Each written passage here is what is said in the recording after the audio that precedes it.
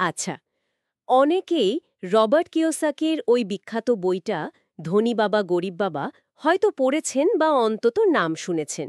হ্যাঁ, খুবই পরিচিত বই। আমরা আজ ওই বইটারই একটা সারসংক্ষেপ থেকে পাওয়া কিছু দারুণ আইডিয়া নিয়ে কথা বলবো। মানে যা আমাদের টাকা পয়সা নিয়ে ভাবনা চিন্তাগুলোকেই হয়তো একটু বদলে দিতে পারে। একদম। বিশেষ করে আর্থিক স্বাধীনতা নিয়ে। আমাদের লক্ষ্য থাকবে কিওসাকির মূল ভাবনাগুলো বোঝা, বিশেষ করে ওই যে দুই বাবার দৃষ্টিভঙ্গি, মানে অর্থ আর সম্পদ নিয়ে তাদের একেবারে ভিন্ন ধারণাগুলো। ঠিক। ওই দুই বাবার কন্ট্রাস্ট বা বৈপরীত্য। এটাই তো বইটার আসল জায়গা। একদিকে হলেন লেখকের নিজের বাবা, মানে গরিব বাবা। হুম। তিনি উচ্চশিক্ষিত, ভালো চাকরি করেন, মানে প্রথাগত পথে বিশ্বাসী।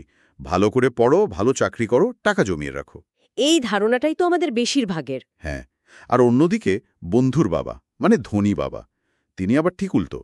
প্রথাগত শিক্ষায় তেমন জোর নেই, কিন্তু আর্থিক বুদ্ধিমত্তা, মানে ইনভেস্টমেন্ট, রিস্ক নেওয়া, টাকা দিয়ে টাকা কামানো, এইসবে বিশ্বাসী ছিলেন। তার মানে কে কতটা শিক্ষিত বা কার মাইনে কত সেটা বড় কথা নয়।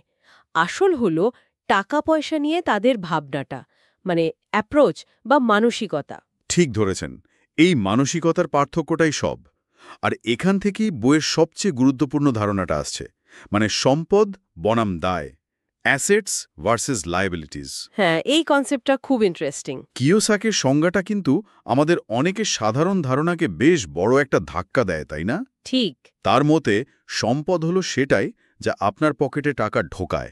যেমন? ধরুন বাড়ি ভাড়া থেকে আয়, স্টক থেকে ডিভিডেন্ড, বা আপনার কোনো ব্যবসার লাভ, মানে যা নিয়মিত ইনকাম জেনারেট করে। আচ্ছা। আর দায়, দায় হলো যা আপনার পকেট থেকে টাকা বের করে নেয়। যেমন ধরুন গাড়ির ইএমআই, বাড়ির মর্টগেজ লোন, ক্রেডিট কার্ডের বিল। ওহ, তার মানে যে বাড়িটাকে আমরা ভাবি জীবনের সবচেয়ে বড় অ্যাসেট, হ্যাঁ, সেটাও কিওসাকির মতে লায়াবিলিটি বা দায় হতে পারে, যদি সেটা থেকে আয়ের চেয়ে ব্যয় বেশি হয়। একদম। যদি সেটা আপনার পকেট থেকে শুধু টাকা বেরই করতে পারে, তাহলে তো সেটা দায়ী হলো, তাই না? এখানেই তো গোলমালটা হয়। এই যে দায়ের চক্র, এটাই কি মানুষকে ওই ইঁদুর দৌড় বা র্যাট রেসে ফেলে দেয়? মানে মাস গেলে মাইনে পেলাম, বিল দিলাম, আবার কিছু ধার করলাম, এই চলতেই থাকে। অনেকটা তাই। ভালো মাইনে পেলেই বা খুব খাটলেই যে এই চক্র ভাঙা যাবে তা নয়। কিওসাকি বলছেন, এই চক্র থেকে বেরোতে গেলে স্মার্ট ইনভেস্টমেন্ট দরকার। স্মার্ট ইনভেস্টমেন্ট মানে? মানে এমন জায়গায় টাকা খাটানো যা আপনার হয়ে টাকা আয় করবে, প্যাসিভ ইনকাম যাকে বলে। আপনি যখন ঘুমোচ্ছেন বা ছুটি কাটছেন তখনও টাকা আসছে। হুম। না হলে তো শুধু মাস পয়লা বেতন, তারপর ইএমআই, বিল মেটানো, আবার পরের মাসের অপেক্ষা। এটাই তো ইঁদুর দৌড়। তাহলে কি প্রথাগত শিক্ষার কোনো মূল্য নেই? কিওসাকি কোন ধরনের শিক্ষার উপর জোর দিচ্ছেন? না না, প্রথাগত শিক্ষার মূল্য অবশ্যই আছে, কিন্তু গরিব বাবা যেমন একাডেমিক পড়াশোনার ওপর জোর দিতেন, মানে ভালো চাকরি পাওয়ার জন্য, হ্যাঁ। ধনী বাবা জোর দিতেন ফিনান্সিয়াল লিটারেসি বা আর্থিক শিক্ষার ওপর। মানে টাকা পয়সার জ্ঞান। ঠিক।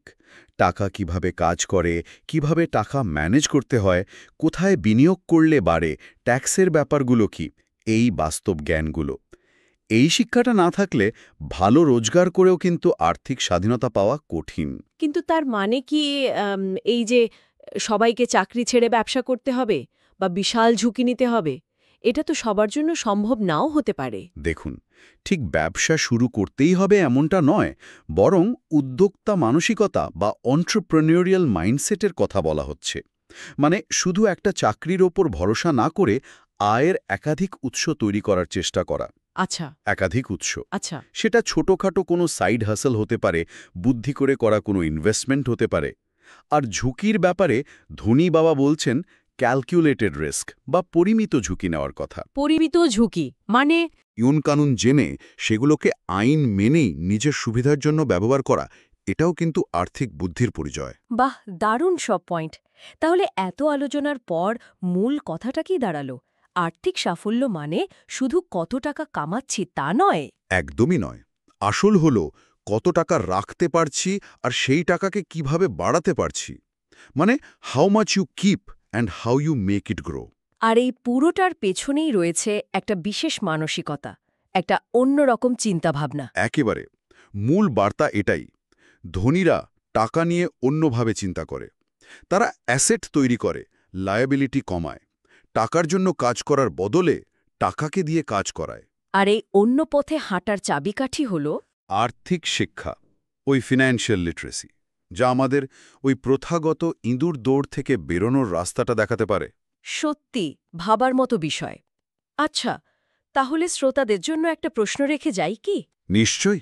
আজকের এই আলোচনা থেকে যদি আমরা একটু প্রেরণা নিই, তাহলে নিজেদের রোজকার জীবনে খুব ছোট ছোট কোন পরিবর্তনগুলো আমরা আনতে পারি, যাতে ধীরে ধীরে আমাদের চিন্তাভাবনা আর কাজগুলো ওই ধনী বাবার দর্শনের দিকে এগোতে পারে।